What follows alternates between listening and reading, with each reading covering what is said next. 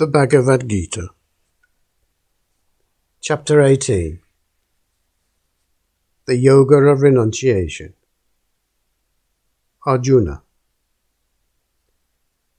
I want to learn the truth about renunciation and non-attachment. What is the difference between these two principles? Sri Krishna. The sages tell us that renunciation means the complete giving up of all actions, which are motivated by desire. And they say that non-attachment means abandonment of the fruits of action. Some philosophers declare that all kinds of action should be given up, because action always contains a certain measure of evil.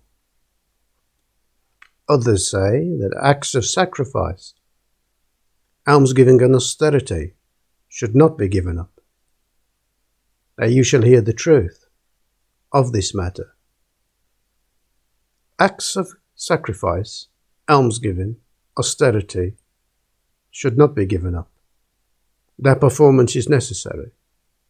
For sacrifice, almsgiving and austerity are a means of purification to those who rightly understand them.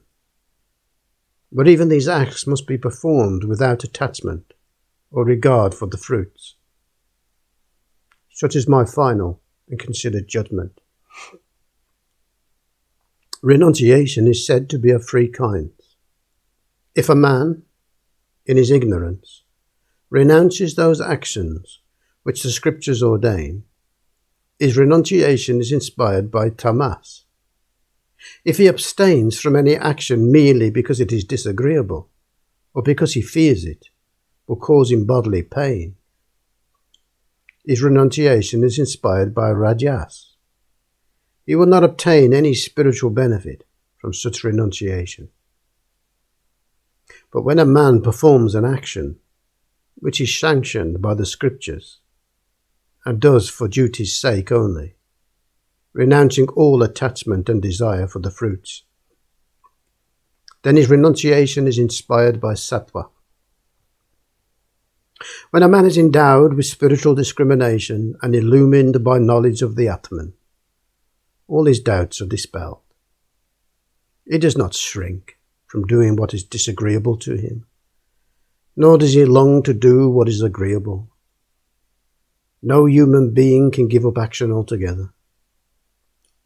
But he who gives up the fruits of action is said to be non-attached.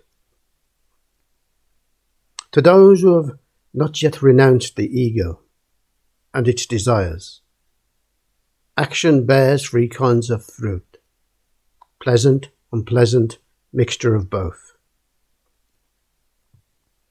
They will be reaped in due season. But those who have renounced ego and desire will reap no fruit at all, either in this world or in the next.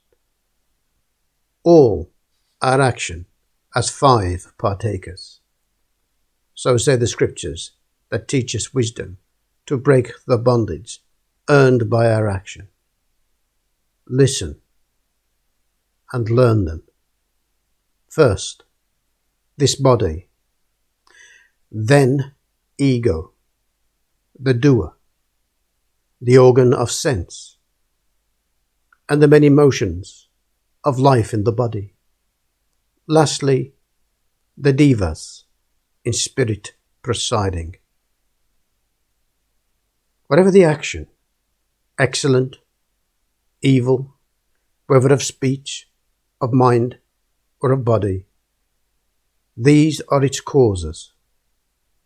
Falsely he sees, and with small discernment, who sees this Atman, the doer of action. His mind is not purged in the work of the spirit. But he whose mind dwells beyond attachment, untainted by ego, no act shall bind him with any bond. Though he slay these thousands, he is no slayer. There are three things which motivate action: knowledge, the knower, and that which is known. There are three constituents of action: the instrument, the purpose, and the doer. Sankhya. Philosophy declares that knowledge, action, and doer are of three kinds only, according to the guna, which predominates in each. Listen, this is their nature. There is that knowledge from sattva, proceeding which knows one being, deathless in every creature, entire amidst all division. The knowledge that is rajas knows nothing but difference. Many souls in many creatures, all various, each apart from his fellow. The knowledge that is tamas knows no reason. Its sight, distorted, takes the part for the whole, misreading nature.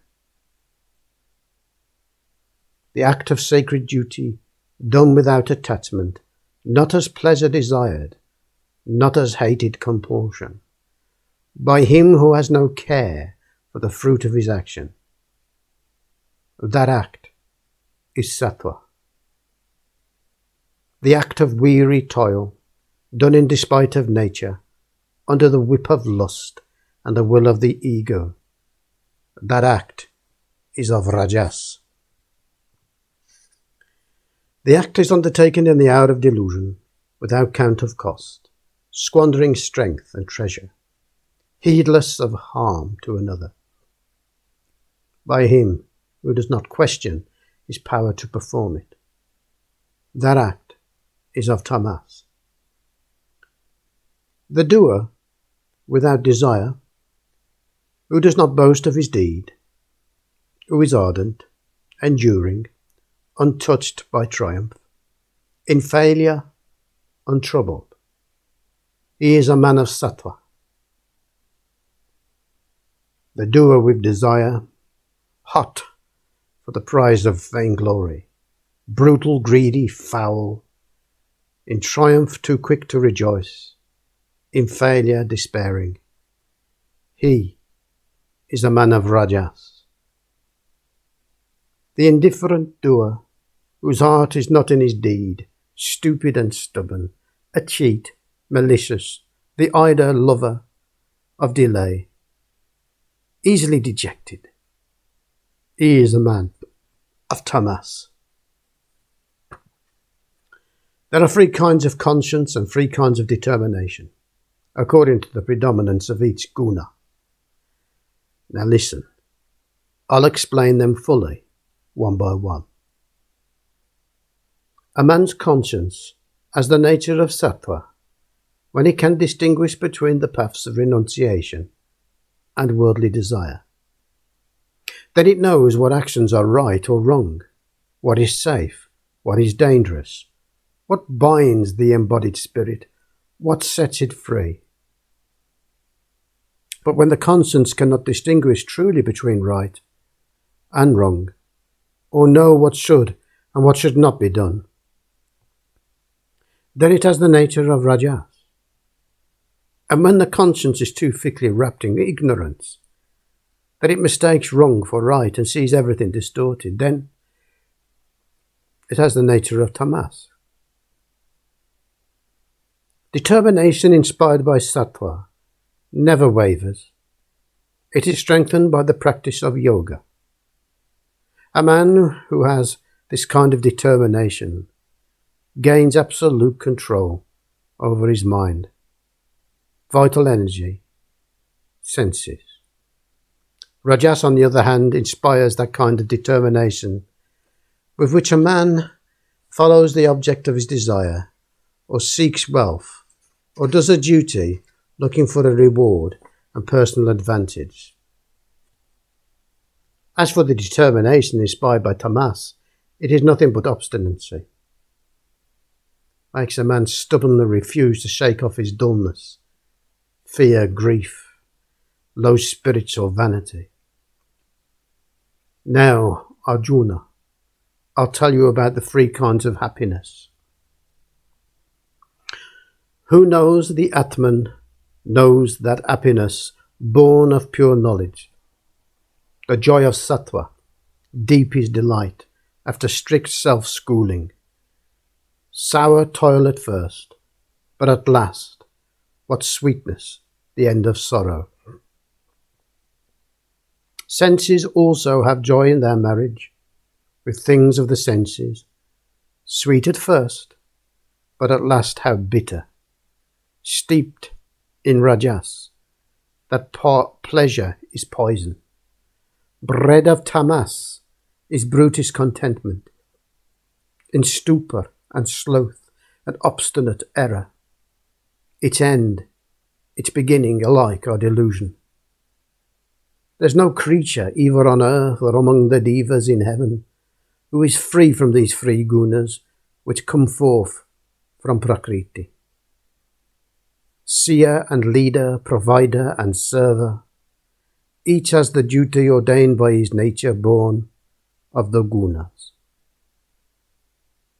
The seer's duty ordained by his nature is to be tranquil in mind and in spirit, self-controlled, austere and stainless, upright, forbearing. To follow wisdom, to know the Atman, firm of faith, in the truth that it is Brahman. The leader's duty ordained by his nature is to be bold, unflinching, fearless, subtle of skill, and open-handed, great-hearted in battle, a resolute ruler. Others are born to the tasks of providing. These are the traders, the cultivators, the breeders of cattle. To work for all men, such is the duty ordained for the service. This is their nature. All mankind is born for perfection, and each shall attain it, will he but follow his nature's duty. Now you shall hear how a man may become perfect, if he devotes himself to the work which is natural to him. A man will reach perfection if he does his duty as an act of worship to the Lord, who is the source of the universe, prompting all action, everywhere present. A man's own natural duty, even if it seems imperfectly done, is better than work not naturally his own, even if this is well performed. When a man acts according to the law of his nature, he cannot be sinning. Therefore, no one should give up his natural work, even though he does it imperfectly. For all action is involved in imperfection, like fire in smoke. When a man has achieved non-attachment, self-mastery and freedom from desire through renunciation, he reaches union with Brahman, who is beyond all action. Learn from me now, O son of Kunti, how man made perfect is one with Brahman, the goal of wisdom. When the mind and the heart are freed from delusion, united with Brahman, when steady will has subdued the senses, when sight and taste are sound and abandoned, without regretting, without aversion, when man seeks solitude, eats but little, curbing his speech, his mind, his body, ever engaged in his meditation on Brahman, the truth, full of compassion when he casts from him vanity, violence, pride, lust, anger, and all his possessions, totally free from the sense of ego, tranquil of heart, that man is ready for oneness with Brahman. And he who dwells united with Brahman, calm in mind, not grieving, not craving, regarding all men with equal acceptance, he loves me most dearly. To love is to know me, my innermost nature, the truth that I am. Through this knowledge he enters at once to my being. All that he does is offered before me in utter surrender. My grace is upon him. He finds the eternal, the place unchanging. Mentally resign all your action to me. Regard me as your dearest loved one. Know me to be your only refuge. Be united always in heart and consciousness with me. United with me, you shall overcome all difficulties by my grace. But if your heart is full of conceit and you do not listen to me, you're lost. If in your vanity you say, I will not fight, your resolve is vain. Your own nature will drive you to the act, for you yourself have created the karma that binds you. You are helpless in its power, and you will do that very thing which your ignorance seeks to avoid. The Lord lives in the heart of every creature. He turns to them round and round upon the wheel of his Maya. Take refuge utterly in him. By his grace you will find supreme peace and the state which is beyond all change. Now, I have taught you that wisdom which is the secret of secrets. Ponder it carefully. Then, act as you think best. These are the last words that I shall say to you, the deepest of all truths. I speak for your own good. You are the friend I chose and love. Give me your whole heart. Love and adore me. Worship me always. Bow to me only, and you shall find me. This is my promise, who love you dearly. Lay down all duties in me, your refuge. Fear no longer, for I will save you from sin, from bondage. You must never tell this holy truth to anyone who lacks self-control and devotion, or who despises his teacher and mocks at me. But the man who loves me and teaches my devotees this supreme truth of the Gita will certainly come to me. No one can do me a higher service than this. No one on earth can be dearer to me. And if any man meditates upon this sacred discourse of ours, I shall consider that he has worshipped me in spirit. Even if a man simply listens to these words with faith and does not doubt them, he will be freed from his sins and reach the heaven of the righteous. Have you listened carefully, Arjuna, to everything I have told you? Have I got rid of the delusions of your ignorance? Arjuna, by your grace, O Lord, my delusions have been dispelled. My mind stands firm. Its doubts are ended. I will do your bidding. Sanjaya. Such were the words that were thrilled my heart, that marvellous discourse, heard from the lips of the high-souled prince and the great Lord Krishna. Not with these earthly ears, but by mystic grace of Vyasa. Thus I learned that yoga supreme from the master of yogis. Ever and ever again I rejoice, O King, and remember sacred and wonderful truths that Krishna told to his friend. Ever again, O King, I am glad, and remember rejoicing that most splendid of forms put on by Krishna, the Sweet One.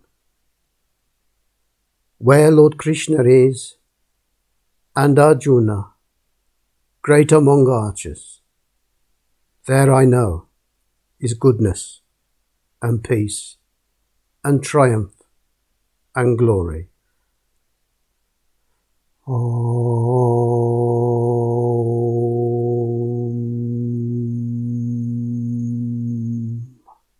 Peace, peace, peace.